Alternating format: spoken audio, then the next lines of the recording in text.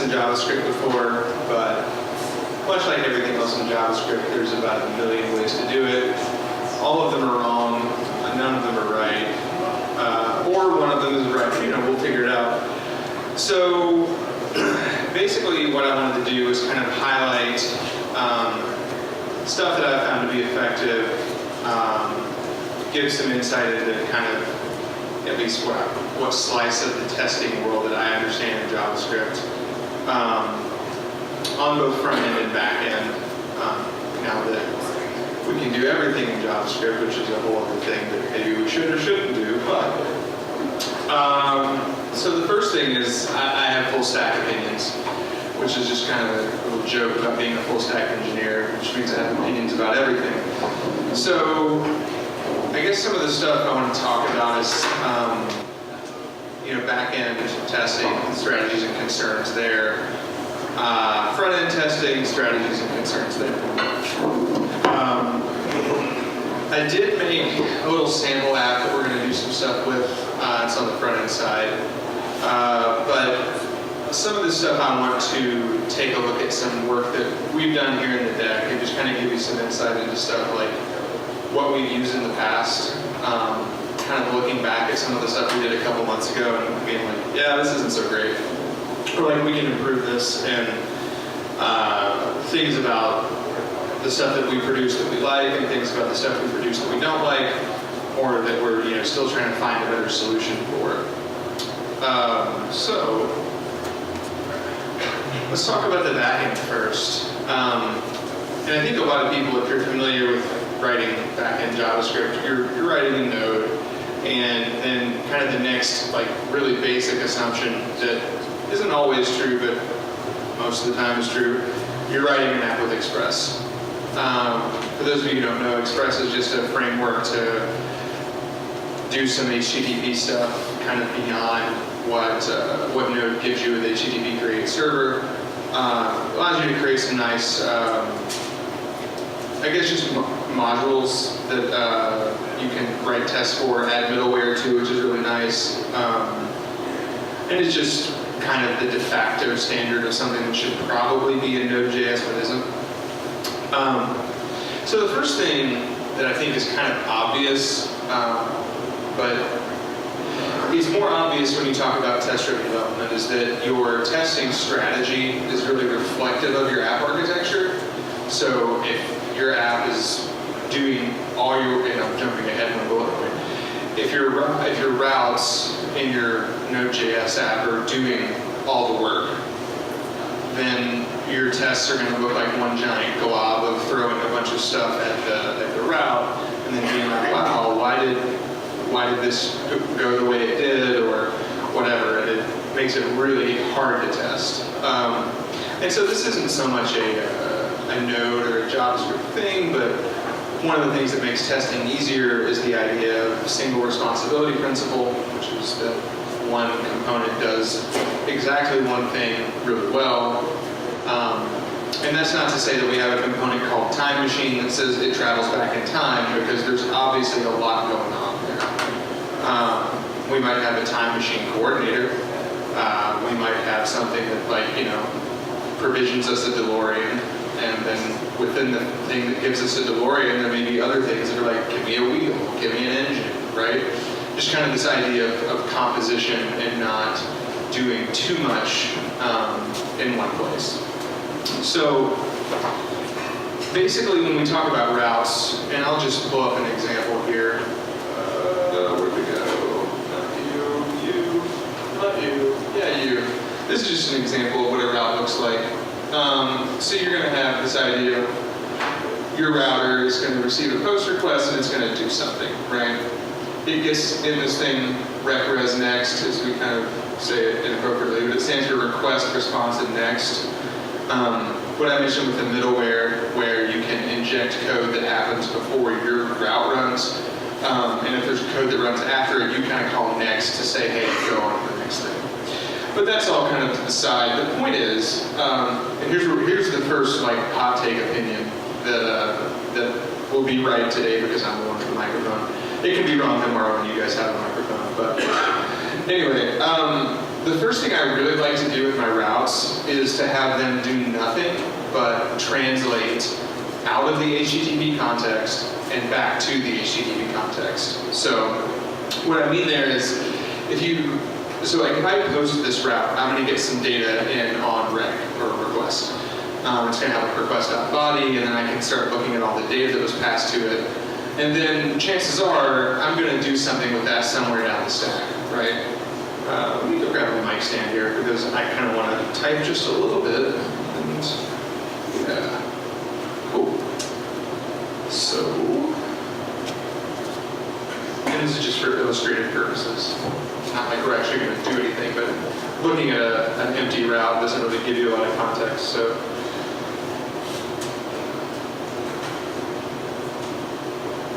So chances are I would have something else here. I would pull in something else. I'd be like, oh, const my other thing is require my other, and I'd spell other correctly, most likely. I'm trying to do that. And say require my other thing. Then I'd be like, oh, well, my other thing, like something great. And I would also spell great correctly. And something to this effect, not exactly this, but just to illustrate the point, like the name and date of birth, let's say. Give me your name and date of birth, and I'm going to do something really great, or so this thing promises. Let's get rid of that lie about that being again. So what I mean about that is, there's a lot of cases where it can be like, oh, well, my other thing, after it's done doing that, I need to do something else really great. So, okay, cool. So the natural inclination of any programmer is to come in here and be like, all right, cool, here we go. I got this other thing that, my second thing, let's say, that whenever my first thing's done, I'm like, oh, cool, we'll do something great, and then we'll do, something else great. And that's not really a plus, because, and this is where the opinion comes in, because now what you're doing is you're not just translating out of HTTP context. You're not saying like, hey, I know that this name comes in on the body, the date of birth comes in on the body, and then I'm going to ask you to do something great with it, right? Like you had one job, right? So as soon as you start doing, in my opinion, more than one thing here, that tells me that you've actually like kind of besmirched the purpose of having a route. Because the route is, I need to take something that somebody sent me over HTTP, pull the stuff out of it, tell somebody to process it, and then based on what that thing tells me back, return a response, give me a status code, right? So kind of with the whole idea that it does one thing, in my opinion, the routes one job is really about kind of provisioning in other words, this thing that I'm talking about here, let's call it a coordinator, right? Because the next thing I would probably do is move these two lines somewhere else into another thing that's coordinating what order those happen in, if there's any return value from the first one that we carry past to the second one, things like that. That's kind of a coordinating job. So at that point, I would take that, pull that somewhere else, and then just move that back to being one line here, be like, hey, coordinate whatever that is that you've got to do, right? So what does that do? Why? Like, what's the point of them just being an opinionated person? The point is, then when I go to my test that I would have to write for this, I have one thing to check, it's really focused, and it's not hard for me to follow, right? So let me pull up an example. I didn't make time to make a whole node project. I made a front-end project, which we'll look at, but I'll show you some stuff here.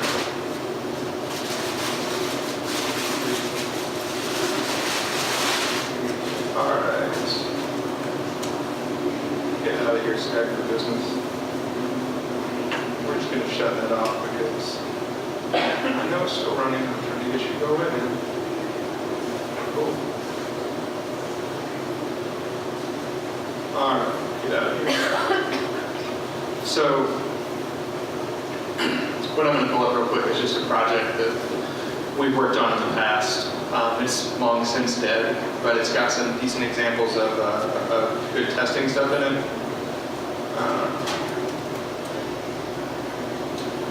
So here we go. Let's look at a route test to kind of see what that might look like. This is a good one, I think. Pretty straightforward. How visible is that? Oh, that's a lot. That's big. Better? Yeah. All right, so here's where we kind of get into jumping ahead a little bit about test frameworks in JavaScript in general. Most of them are behavioral, which is to say you end up with a lot of stuff like, hey, describe, before each, context, after each, int. Now, if you're used to testing in more OO languages like Java, C#, things like that, you're used to seeing like a file where it's like, I have a file that's one class with a bunch of methods that are all at the same level of indentation that are kind of easy to get lost as the kind of the subject under test grows, right? And it's hard to tell how things are organized. So that's a whole separate gripe about those languages. But the point is, over here in JavaScript land, most of the time we have this style. We have describe, which is like, hey, I'm talking about the feedback routes. Okay, cool. Now, before every one of those test runs, let's do this thing. And now I'm describing here this endpoint called feedback, which is just about sending an email, right? So it does a pretty simple thing. It sends this fetch, and then it says, hey, what do I expect my responses to be? And notice there's really only one thing it collaborates with. We kind of borrow the concept of the controller from other languages, like that you'll see most commonly in C# and Java, and you see it in Rails to some extent, but it's a controller in Rails is kind of similar to the route in Node, and again, a tangent, but there's really just one thing to collaborate with. There's really one thing to deal with. So that's just all to say that when we talk about routes, the opinion is, which there's no shortage of, we're just on the first one, is that it should do as absolutely little as possible because its whole job is about HTTP. Everything else lower in your app stack probably shouldn't care. If you're throwing exceptions in your app, like at lower levels that are saying like, oh, throw a 404 or throw a 401 or some type of HTTP status code that like your lower level stuff's concerned with, nah, not so A+. Because the idea is you want to be able to have that be as portable as possible.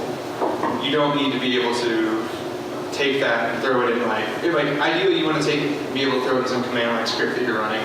And like, why would I throw a 404 in the context of a command line script when all I wanted to do was put something in the database, right? It's all about separating your concerns and who's aware of what. And so, jumping right into that, persistence testing. A lot of times what you'll see with persistence testing is someone will bring in a library, like in a common one in Node is going to be like MySQL or MongoDB or something like that. And then what you'll see happen is somebody will break one of the cardinal rules of testing, which is don't mock what you don't own. So you don't own the code that creates that connection that manages that, so why would you go mocking it? And that sounds good in principle, but like the first thing that people say is, well, actually, why wouldn't you, right? Like, why wouldn't you do that? Because we kind of ran into this yesterday on a project I'm working on now, is we had a situation where we had a dependency and we were like, no, we know what that interface is going to be in the future, right? So by taking something that you don't own, what you're doing is you're saying, I know what the interface of this that this thing provides will be in the future, and then if that ever changes, my tests aren't going to break to reflect that. So like, let's say I'm relying on the MySQL module in Node, and then something changes about the way I submit queries to that. But if I'm mocking that in my tests, then my tests are going to continue to work because I'm saying, yep, here's the interface, and my code goes, yep, I'm using that interface, but then I actually try to run it and explosions, right? And so the first thing I think people do there is they go like, well, I guess we don't need to test that because we can't rely on it. It's like, well, you're kind of missing the point. These become harder, less academic tests because the most simple test you'll write is like, I've got a class that's uncoupled from anything else. I've got a test. I'm going to make sure that that when I pass into this function, it doesn't have any collaborators, it doesn't have any dependencies, so I just make sure the return value is what I want and everything's good, right? But when you deal with persistence testing, a lot of times what you're actually going to do, and we were writing some of these this morning, is say, for example, our Node API takes in some data, and we're just going to write that to the database. Like, we do that type stuff all the time. Everyone does. It's super common. So the test for that sort of thing isn't making sure that you call the MySQL driver correctly. It's not, you don't treat that as a collaborator. You treat that as like this black box boundary that you can't really look at. But you can turn around and use that same driver in your tests to write ad hoc queries to turn around and say, did this actually get written to my database? So when it comes to persistence testing, you should, all of your stuff in your NPM tasks should be able to spin up a new database for you on your local and be able to do that. A quick example, because I think it's kind of fun, which is really, I guess, a super vain way of saying I'm really proud that we did this because I thought it was really good. Let's see here. Yeah, let's take a look at that one. So in here, we have in our package JSON, which if you're not familiar, package JSON is just a place that lists all your dependencies, and then you can write some scripts in there that you can run from the command line, which is super helpful. So you'll notice we have all these DB-related things, right? Some of these are standard, like start and test and things like that. But what we've done here is given ourselves a way to completely provision a database from the command line. And it's not super magical. This isn't anything that like is specialized knowledge or something that like wow, those guys really like figured something out. Like, no, it's not that big of a deal. In this case, you just kind of have to know how to throw a script at the command line, right? We have a script that literally is just like create database name, whatever. And then another thing that we do that I think if you're dealing with databases in any framework, especially, this is JavaScript aside, you want to have some way to like populate your local database. You need to be able to like ensure that your test environment is reliable. That when you spin up and run these tests that you're like, okay, yeah, this is giving me confidence because I'm creating a situation on my local machine that's like representative of what it's really like when I deploy these out to the real world. So for that, you kind of have this concept of migrations, which is a way of saying, I have a bunch of SQL files that, and I'll show you what those look like really simply, that just kind of throw commands at it like, hey, alter these tables, hey, create these tables, so on and so forth. And then you can use any number of command line tools to do that. We use one called Flyway, but it really works for us, but it's not the end-all be-all by any means. And then that allows you to get confidence when you're writing these persistence style tests to be able to say like, yeah, I know that this database is in a state that I expect it to be in, and so I'm not just like testing, did I throw the right commands at the MySQL driver, right? Like, is this actually doing what we want it to do? So when we take a quick peek at something like the, let's see, I forgot where this stuff is. Probably, yeah, here we go. So what's the one we were just working on this morning? Yeah, this guy. This is hot off the presses from like 30 minutes ago. So, see proof right there. So you'll see a lot of stuff where we're running like SQL by hand, and we're doing like when we actually exercise it, we're running it against the subject. We're like, hey, subject, go do your thing, like the thing we're trying to get you to do.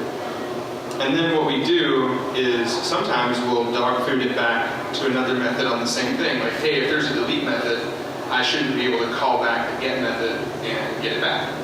And then sometimes, where did it go? Yeah. Sometimes we'll do stuff like this. So this is one for something called create space.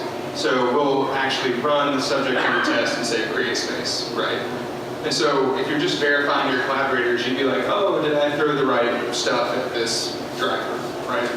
But really what you want to do is be able to also just run like random SQL that's not in your app per se, and then say like, hey, did the stuff I get back from these queries after this runs match what I expected that to do? So it's kind of like verifying side effects. Another time you would do this, and this is persistence in general, right? So let's assume we're not writing to the database. Let's assume we're writing to the file system. In that case, you would go read the whole file off the disk and make sure the file contents match what you want. You wouldn't mock the file system. You wouldn't mock like the OS module of the file system and be like, hey, sorry, I'm thinking Python. You wouldn't mock that and be like, did I throw the right thing at it? You would go read the file and be like, yeah, the file has the contents I expect. So again, it's about, that comes back to, not mocking what you don't own, which is really just a way of saying persistence testing. And now, kind of the duty center, or the apps nougat, if you will, that is kind of those simple ones that I talked about earlier. It's like, hey, I've got a set of collaborators. I'm not really on any boundary, so I don't have to worry about translating, on the way in, like intake or exhaust. I'm just kind of doing some work in the middle based on some stuff that passed me, which means all my friends that I know about are things that I do own most likely, so I can mock those all day long, and that's a really simple case. That's not, it's not worth having a strong opinion about, because you're going to mock the things you own, you're going to write your tests, you're going to do verifications, right? So that's kind of the the high level of,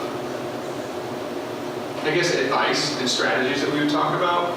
So just to make sure that we've covered in our little JavaScript object of full stack opinions. So I think we talked about strategies a little bit when it talks about how you test routes and how you would test persistence, kind of the front and back bounds or start and end points of a life cycle of a request. And then anything in the middle is kind of that easier stuff that you can look up how to like academically like write unit tests for, and it's not a big deal. I think for me that was what I understood in the beginning. And then over the last, I guess, 2 years, we've kind of had to come up with these strategies for like how do we test things, like really embracing the don't mock what you don't own and how do we do it. That one thing I showed you that had the feedback controller, that actually does send an email. And what we did for that test is we actually start up a mail server in the test, redirect it, intercept the traffic on the mail server locally, and inspect the email and make sure it looks like we want it to. Because I don't want to actually have to check my email during a test, first off. And if it runs on CI, I don't want to actually firing off emails. But again, it's like, how do we come up with creative solutions to make sure that we're not like mocking the interface for like sending out an actual email, but that we can say like, yeah, it's trying to send this packet to me on localhost, and so I know that like, yeah, this is going to go out the way I want it to. Yeah, so let's talk a little bit about front end. And when I say front end, what we do here mostly is Vue.js. I think these apply broadly because the concepts aren't so different across things like Angular and React. And if you're talking about testing things, we've done tests for just like jQuery stuff that you pull into a page, which isn't so bad. It's not so hard. What's really hard is testing vanilla JavaScript that is just like loaded via a script tag with no modules and just raw functions. That's actually pretty hard. That took a long time to get right. But it's not something I would really recommend because it's not something that you really do much these days. So when we talk about the strategies on the front end, one of the things we're going to do is we're going to do some UI testing. And the kind of thing that I hear is like, hey, I thought we didn't test the UI, I thought we tested the behavior. It's like, well, yeah, to an extent, but when you're dealing with things like modern front-end frameworks where you have single file components and these things where that stuff is really tightly coupled, you don't really have any other way to test it because it's all tied up with your UI. Another one is like network client collaboration, which is to say like, yeah, it's great that we can run all these things in the browser, but we need to actually exercise what it looks like when we send stuff off elsewhere because no app is an island, so to speak. Another one that's common now is state management. This is true of like Redux or Vuex. And so how do we test that? This was something that we had to develop some strategies for. over the last, I guess, year and a half, maybe 2 years. Yeah, 2 years at this point. So let's look at that a little bit. And this is where I did make a little dinky sample app that like we can actually do some. We'll do a little live demo and live coding with, so that'll be fun. So let me show you the results of working really hard on something. Here you go. I've got a simple list app. I can type something in here and it adds it to the list. How amazing is that? Watch this. We refresh, it doesn't lose it. Why is that? Because we set it up to be, typically that, so this is all managed with Vuex, which is a state store. And typically that's done in memory.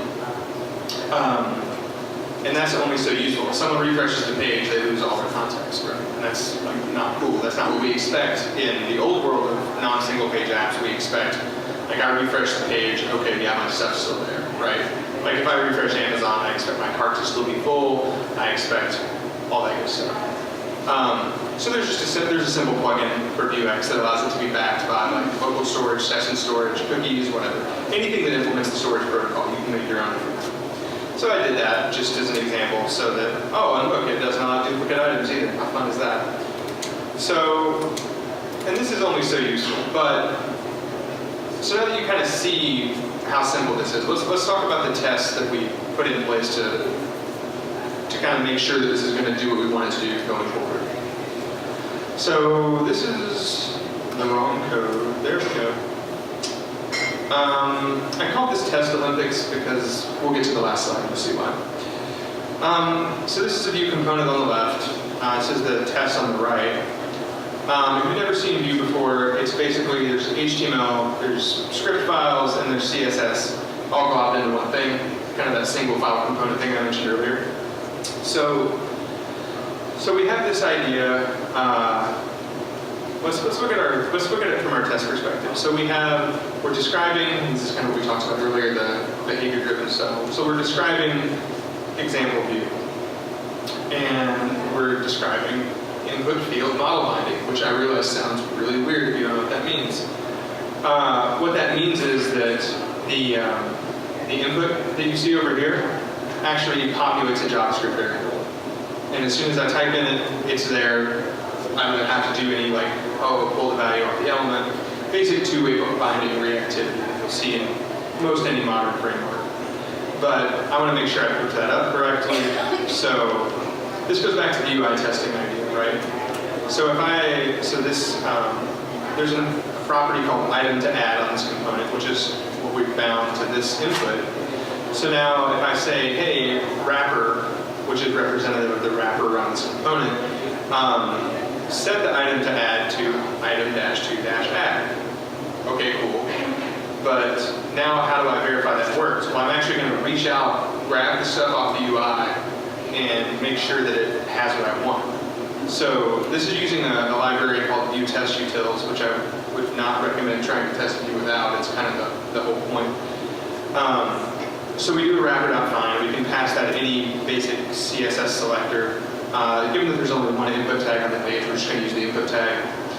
And then once I have that back, it's the actual HTML element. So it's the same as me being over here and running something like this, document query selector input. It helps again, spell that correctly. Yeah. So then I can say, I think I already have an element there, so I think it's, yeah, so we can see the value. In this case, we have to do .element because it's the result of the find. It returns a wrapper. A little bit too much detail, but so I'm actually reaching out, making sure that the DOM is reflective of what I want. Not just looking at hey, I call wrapper set data, what's it matter, right? Because in this case, and a lot of times in Vue, your collaborator is really your UI. In Vue, honestly, your collaborator is typically one of two things. It's either your UI or your state management. So it's really about how do I reach out and touch these things on the UI and make sure that they do what we want. Similarly, like if we look at the test for adding an item to the list, right? So you saw that what you might have not seen, given the fact that you can't see my hands, is that I type something and then I just hit enter, right? So typically in most forms, enter would try to submit the form, push it back to the server. But what we did here is we said, all right, cool, I'm going to bind a key down event called onKeyDown, and then down here, if the key is enter, I'm going to prevent the default event that happens, check for duplicates, that's where we do that work, and if it's not a duplicate, I'm going to tell my state management, hey, the new list items looks like this. It's everything you had before plus one. So when we talk about adding the item to the list, we kind of do the same thing we did before. We find that input, we set the data, and then through view test utils, and again, I can't thank them enough, we actually trigger a key down event. So we send an event to it that says, it's the same event that would get sent when I press the enter key on the keyboard. So again, kind of like, if you're familiar with it from other languages, it's kind of outside in. You'll see, or black box testing, really, like stuff like Selenium, where you will test it and you're just throwing requests at it, you're basically automating a browser. It's like that, but one layer, right? Because we're kind of on the inside, we're not loading up an actual browser. Because in Vue and most other frameworks, you have a DOM that gets rendered in memory that you can access without having to actually have it be on page. So then after, oh, there we go. One too far. One too far. Yeah. So after we trigger that, then we're going to be like, hey, I expect that to be in this list items here in my unordered list. So then I'm going to make sure that, hey, list items at 0, that the text is test item. And make sure that it clears the input box. And make sure that, now here's a point of contention. Here I'm checking the input box is clear by checking the item to add property. I'm not reaching out and checking the value of the input itself like we did before. Why is that? Because up here I already have something that says a test that's going to catch that if that's ever wrong, right? Like that I know that this works and it's bound to the right thing. You could make some arguments. Again, there's always a way to say, well, what about, and there's always certain edge cases, but I think as long as you're consistent, then it's generally okay, depending on what you want to do.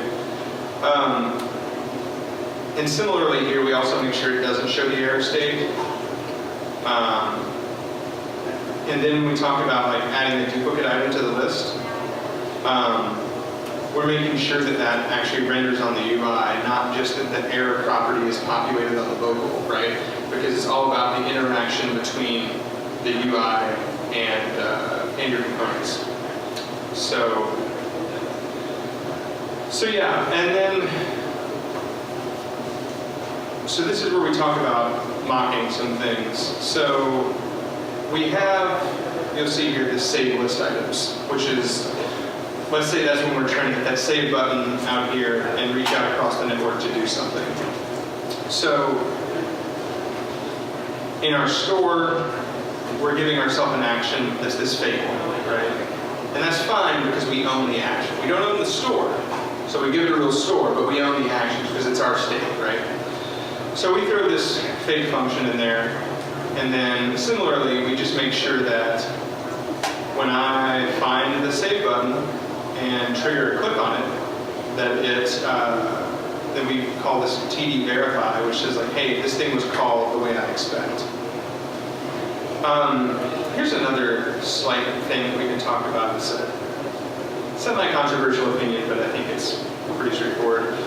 A lot of times, you'll see this here, I'm using the CSS selector for data save button. I'm not like using a class. I'm not coming over here and going, oh, class, save button, right? And why is that? Because I'm not going to create a class, which is for the purpose of styling, just so that I can have something to grab onto in my CSS selector, right? Because then if the style ever changes, the name of that style ever changes, my test breaks. I'm like, that's not okay. So, but what purpose is it serving? So for that, we can just create a custom data attribute available since 2012. And and just call it data save button. We don't have to give it a value because it doesn't matter. Its presence is what matters. So then, no matter how we style this in the future, what the classes we throw at it, how do we rename those, whatever we want to do, the function of this thing is still the save button, and we can reach out and grab it by those means. That was just to illustrate a point. You could also, given this component, just do this, because there's only one button on the component. But if you ever add another button, it doesn't work, test break. It's a fine mix between, am I doing too much too early, or am I setting myself up and being consistent so that when it matters, I do it the right way. So, yeah, I had a lot to talk about. I didn't realize I was going to rattle on for so long, sorry. I was going to do a thing of adding a clear button here to show what that would do. You know what we're going to do. We're doing it. We're doing it live. All right, cool. So we're doing a describe, clearing the list, and then you use these little arrow functions all over town. So kind of similar up here, we're going to do something pretty straightforward like that. We're going to say, all right, yeah, so we've added one to the list, and that's all fine. Let's add a couple more just to make the point. Test F2. We have to trigger the enter key again to send in the data. Similarly, let's do a test F3, and that's as far as I'll go. So then, here's a controversial opinion. I could, in my assertion, just say that there's nothing there, right? I could say that list items is empty. So then, here's the list. So I could say expect list items length, I think that's the right thing there, to equal 0 after I click this clear button, right? I could expect that. But somebody might make the argument, well, how do you know that it was anything other than 0 to begin with, right?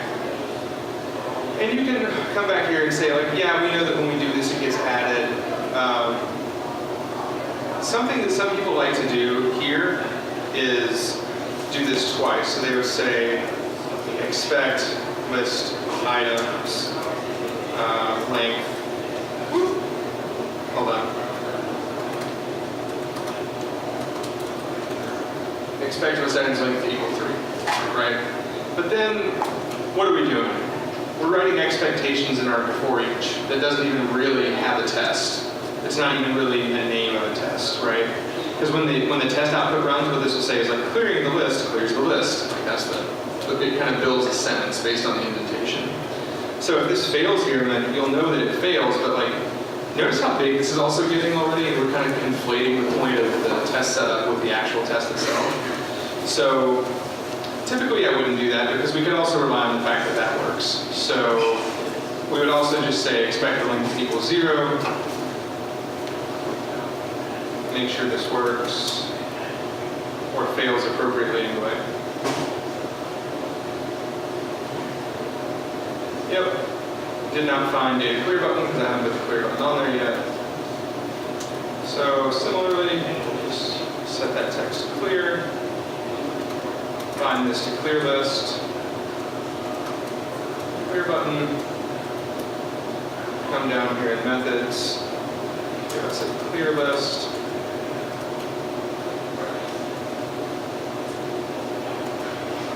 And this will call set list items, which mutates our state and clears it out.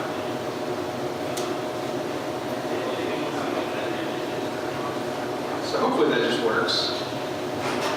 Expected actual. Oh, let's see what happened. What did we do wrong? Looks good to me. So what did we do?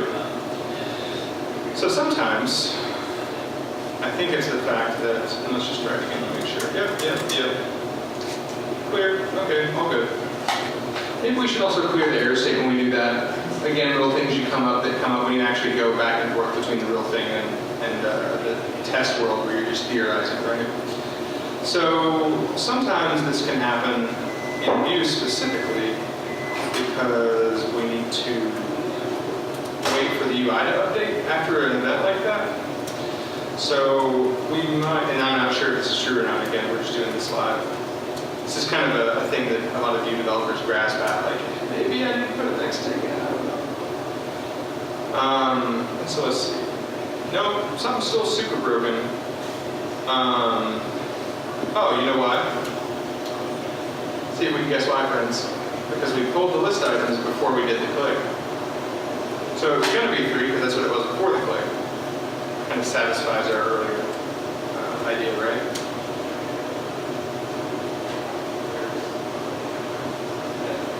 Yep. And notice here, I didn't do anything that says like, oh, I call the clear list method, it's named clear list and all this sort of stuff, because it's about the outcome. However I want to achieve that is fine. Just a fun little example. So let's do another slide. So JavaScript testing Olympics. When we talk about frameworks, the one I'm using in all those cases is called Mocha. I like it the best because it has, I think it just gives you the most pluggability. You can use other things alongside of it. That these other two, that you can do it, but it's a little more, it's a little less idiomatic, I guess. Jest is the Facebook testing framework, all fine. It's got, so when we talk about mocking, spying, and all that, both Jest and Jasmine have those capabilities built into them, but they're kind of limited. So that's why, like, when we talk about those two, like test double and sign on are kind of the ones that I think give you the most flexibility. And they're just ranked 1, 2 there in my personal preference. Sign on lets you do a lot, but like you have to be, they're kind of pedantic about, oh, is it a mock, is it a fake, is it a stub, and like, I don't know that we care. Like, it matters, but also doesn't matter because it's about the outcome. So, and the other thing I didn't quite list here was some other libraries that are really useful, like Knock, N-O-C-K, which is for, on the node side, mocking the underlying HTTP so that you can make requests out. Kind of like what we talked about with the mail server, where we kind of intercepted that. You can do the same thing there with Knock. That's a really useful one. Chai, HTTP. So we didn't even talk about this at all, but there's expectation libraries that talk about how you write, how you're able to write your expectations. Like this expect isn't actually Mocha. That's from Chai. So you get all these nice things that you can kind of piece together to create stuff that lets you test code the way you want to test it. So yeah, that was kind of my brain dump about testing. So thank you all.